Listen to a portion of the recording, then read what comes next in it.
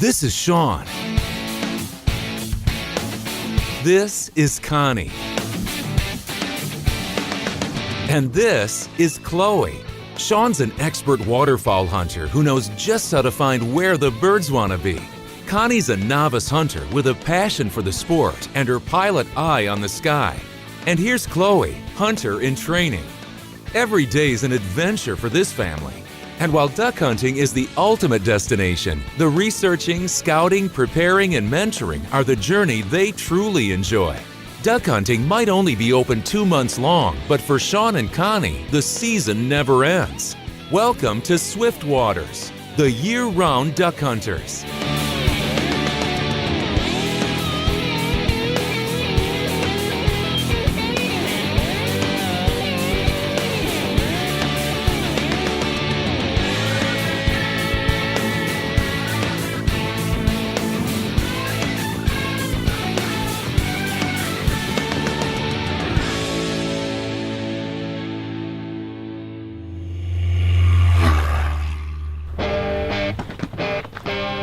I'm Shawn. Welcome to our show. This is Swift Waters. And I'm Connie. So we just came down to a launch pad here, and we're going to go out doing a little wood duck hunting. It is going to be an awesome time of year. I tell you what. It's probably one of our favorite hunts. It's fast action, potholes. We just got to get the boat loaded up with all of our gear and head on down. And we got a lot of it, I tell you. The water level is just beautiful. It's a little elevated right now. The acorns are just in full bloom. We got the trusty boat, call her Stump Jumper. You'll get to know it quite a bit because, well, you'll find out as we start rolling through this. Shawn and Connie share a great appreciation for the outdoors. While Shawn started hunting at a very young age, Connie has only been at it for a few years.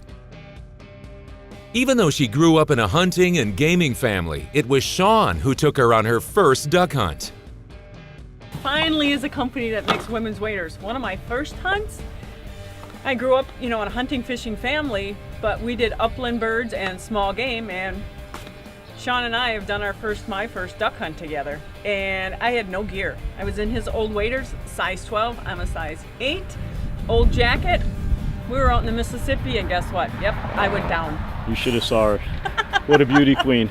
And all of my gear, daunting it, and she goes tromping through at dark 30, fog, 30 degrees out.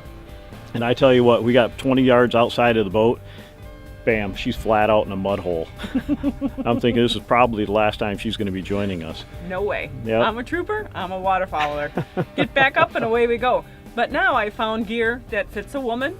It's made, you got warmth. If I'm fitted, with the right gear, it's going to make a better hunt for myself and for who you're with. As dedicated duck hunters, Shawn and Connie are always in ready-to-go mode. They like to have their vehicle packed at all times so that they can just grab their guns, a few needed extras, and get out to the birds.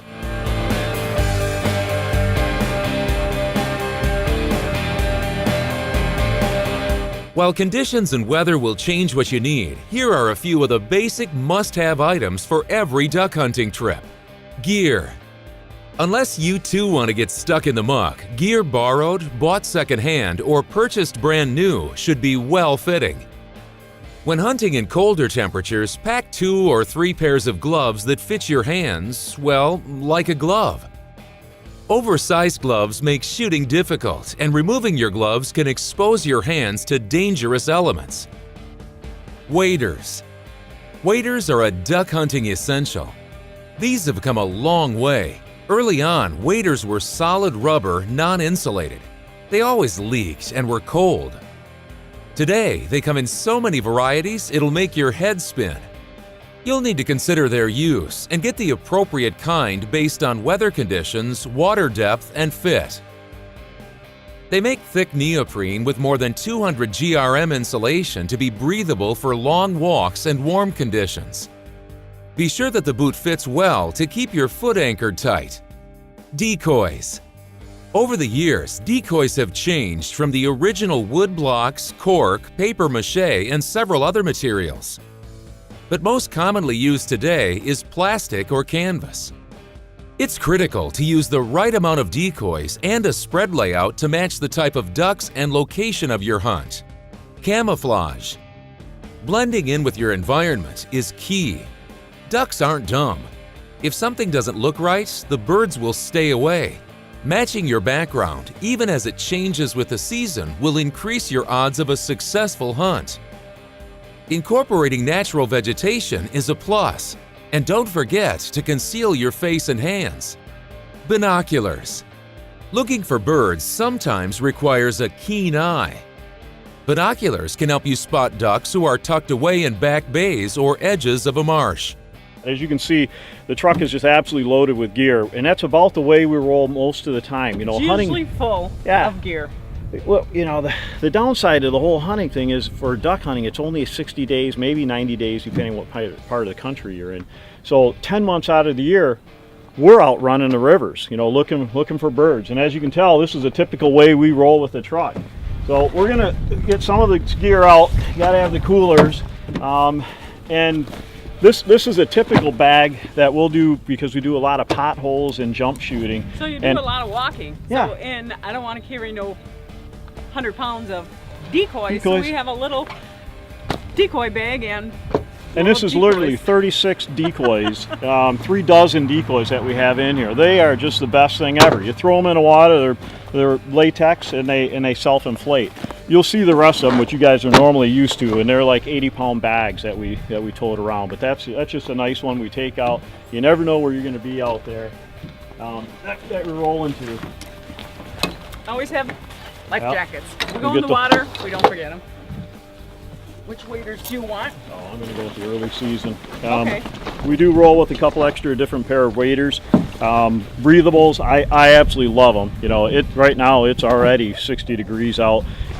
Early season, late season we start getting into the tough neoprenes. It's all about being ready, being prepared. So these are nice neoprenes. They're warm boots, 1,200 grams. One thing I found anytime I bring a lot of new people out, which we try to almost every hunt, we try to introduce some youths or reintroducing people to the outdoors. What we find is if they're not comfortable, no pun intended, we're not. And I know everybody else out there is the same way. If you bring somebody out and they're cold, they're fidgety, they're moving around, you know, it decreases the amount of time, they're probably not going to want to come out again. Kind of like what happened to us this weekend. I got the boat stuck and we're out there in the waders, and my boy bends down and look at his boots, and he's got a 3/4 inch gash in the bottom of the boot, and we're sludged around in knee deep of water. Just beautiful. And I'm like, what are you doing? You know, and he's like, oh, these are the backup waders of my other boy. And I laughed. I'm like, why do you even have these things anymore? He's like, you know, these are the waders that I always let people wear that I really don't want to take them out duck hunting because they're not going to ever come out again. And I'm like, right, because they're not going to be comfortable. And he's like, yeah, we just tell them flat out, oh, it's always like it's wet, it's cold, you know. No way. You know, Nope. The gear nowadays, you're like cottage warm in this stuff, no matter what the temperature is. So, you know, make sure you do gear yourself up. Introductory, get people into it. You know, some of it's expensive, but, you know, run your own budget on it. Chloe is a purebred yellow lab and comes from a hunting bloodline in Eagle, Wisconsin. And although she lives most of her days as a house dog, getting fed table scraps and receiving lots of love from family member Brooke, she's also a hunting dog part-time. And as you can see, we got a new team member here, Chloe. Chloe is about 7 weeks old, a little lab. My boy just picked her up a couple weeks ago. The biggest thing Shawn and Connie want Chloe to learn is to be well-mannered. Well, that and bring a duck back to them. She is a full household dog for the family. So she's not a kenneling dog. She's not a hardcore hunter. She is going to be a dog that will go out and retrieve and get us a bird and bring it back, hopefully every time. So that's the goal of Chloe, you know, of being out hunting. We'll see how she progresses through the year. A little late for the season, but you know we'll keep her out in the boat. All of this we've got her for the weekend, and it's mainly just a socializer. Bringing Chloe means Shawn and Connie must pack extra gear for her. That gear includes the essentials like food and water, but also things like a leash, a vest, a boat pad, and an e-collar. Electronic collars are excellent tools for training dogs and keeping them in control during hunting season. Shawn and Connie also bring some training bumpers for Chloe to practice her retrieving when on the boat. We were able to take Chloe out in the water. I racked one off just to rack it off. She hasn't been around a lot of gunfire in the field. We've done it up around the gun clubs. Everything's been working out well there. At 6 months, solid. She had absolutely no hesitation on it with the shot.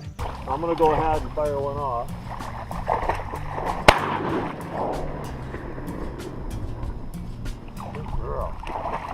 Good job, Chloe. Shawn and Connie are in western Wisconsin on the Mississippi River, out in the back sloughs. In the off-season, the couple came out to scout this area so that they didn't waste valuable hunting time looking for a location. Shawn and Connie's motto is, "It's all about being where the birds want to be."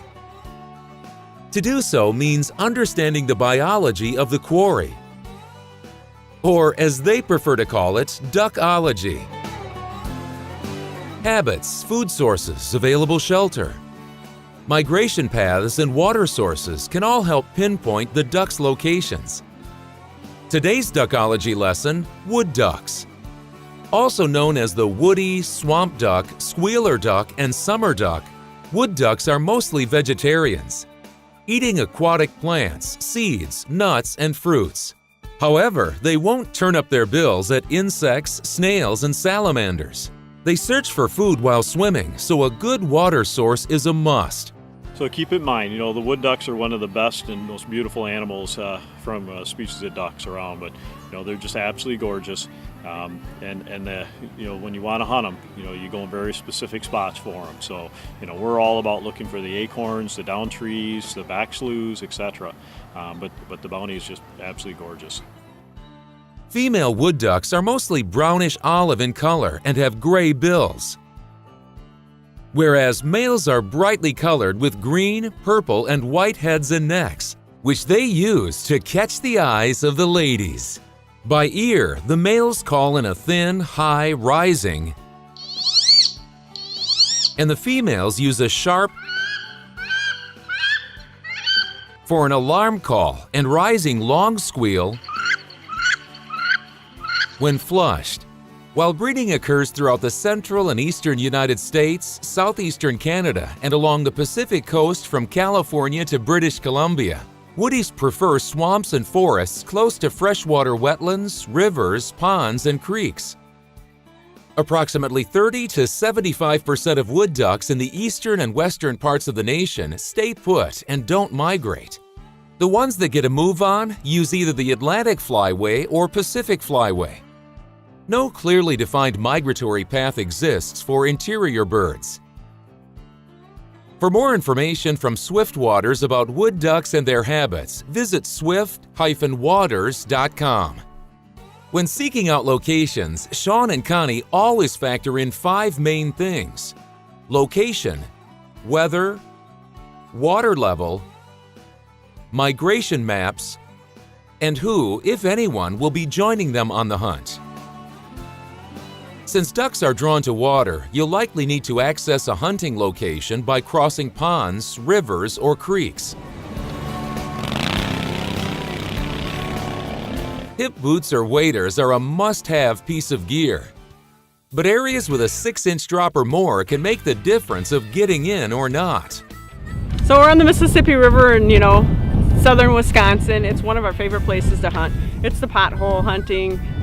You get back in the sloughs. Shawn's able to, get the stump jumper back there after we've navigated over some dead timbers and this and that. And you get the water like this, and then it empties, and then you get little potholes, and we sit for a little bit, and then he gets impatient, so we move on to the next one, and it's just fast action. Them wood ducks come flying in at 60 miles an hour. Either they're gonna come in and land, or they're gonna fly on by, and you have to be ready. Half the time it's like, wow, here they are. You miss it, and we sit and laugh at each other, but it's just fast action. It's a great hunt. We really enjoy to do the wood duck hunting. Shawn right now is just parking the boat. We don't want it to be by us, so he parks it over on down the ways just a little bit so it's out of sight, and we're gonna set up here for a little bit, see what we can get. We'll move on down the road. He's not one to sit still. He is ants in his pants deluxe. Shawn's treks away from the hunt often lead to new opportunities for bird movement or better sights for that day or in the future. Wood ducks are plentiful in this area, but that wasn't always the case. Decades ago, the wood duck was nearly extinct. However, thanks to preservation projects such as wood duck nest box building, as well as years of closed harvest season, the wood ducks are back. Unlike other hunters, duck hunters need to be constantly on the move. Mobility is the name of the game with ducks because it's what they do. It's different from, say, ice fishing or deer hunting. It was common years ago that ice fishermen would only have a hard-walled shanty and fish in one spot, never really moving. Same can be said for landowner archers who have various tree stands and check trail cameras a couple of days in advance. The action seen from the deer may change the hunter's morning stand, but not his or her location throughout the day. When hunting for wood ducks, there are three primary approaches. 1. Pass shooting those ducks traveling between roosting areas and places where they feed or loaf. This is what Connie is set up to do. 2. Flush ducks from a resting position. This is called jump shooting and is essentially when you go to the birds instead of letting the birds come to you. And last, creek floating using a canoe for jump shooting birds instead of approaching by foot. One thing that you'll find a little unorthodox about this type of a hunt is that we're doing a wood duck hunt. And wood ducks, I think everybody knows, in general, they're fast paced. They're coming down either right in hard or they're going to do a pass shoot. And I can't get enough of wood duck hunting. It's our favorite. He truly enjoys the wood duck hunt. It's fast action, moving. You got to be ready because half the time it's like pull up, shoot, and it's like, oh man, I didn't even get my gun mounted. These birds are doing 50, 60 miles an hour, through the forest. So what we look for typically are these little back sloughs that you're seeing here. They're almost channels that run up and down. And what that provides the wood ducks is literally the canopy opening that they can kind of peek down in the canopy.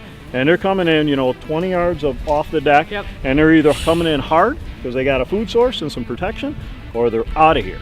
And half the time I hear them before we see them. I got a little bit better hearing, and I can hear them. I'm like, they're coming. We just got to figure out what direction they're coming from. What do you hear? What do you listen You hear to? the whistle of the wings, and then whoosh, they're on through. They're hammering through. So we don't use, either zero decoys or zero calls for this style of hunting, and it's in a full out ready stance the whole time because there's not even like, okay guys, here they come, get ready, they're going to come cupped in. You're lucky to say take them, and because your reaction time is on the way out. When training your dog to retrieve, it's all about reinforcing positive behavior with positive rewards. When you attach a scent to a decoy or training device, throw it in the water and have your dog fetch it and return it to you. If he or she does, make sure to offer lots of praise, letting your dog know that a good job was done. Connie and Shawn feel it's crucial to expose a dog to actual hunting situations before taking it out into the field. Chloe was conditioned prior to the hunts because Shawn and Connie wanted her at peak performance in the field. And since they use a boat, Chloe had to practice retrieving dummies from the boat before she could join Shawn and Connie on a real hunt. All right, well, thanks for joining us. We had an absolute ball. Again, the wood ducks, they're just a special breed. We're very fortunate here in the Midwest to have a healthy population of them.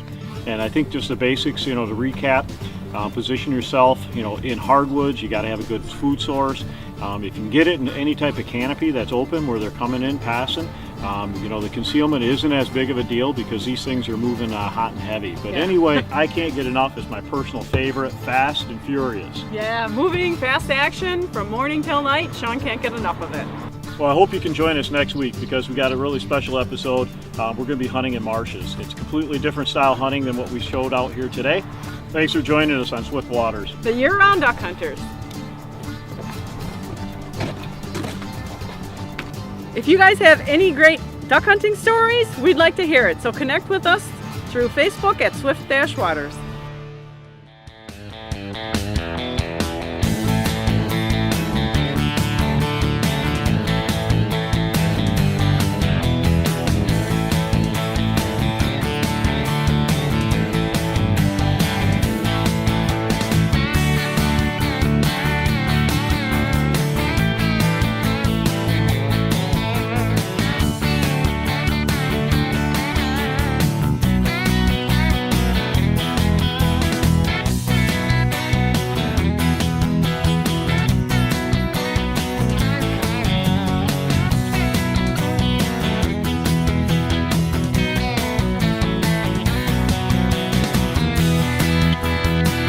No, I can't even comment.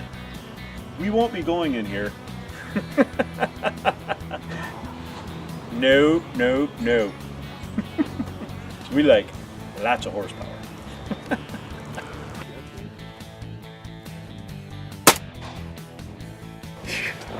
That's an out of range shot.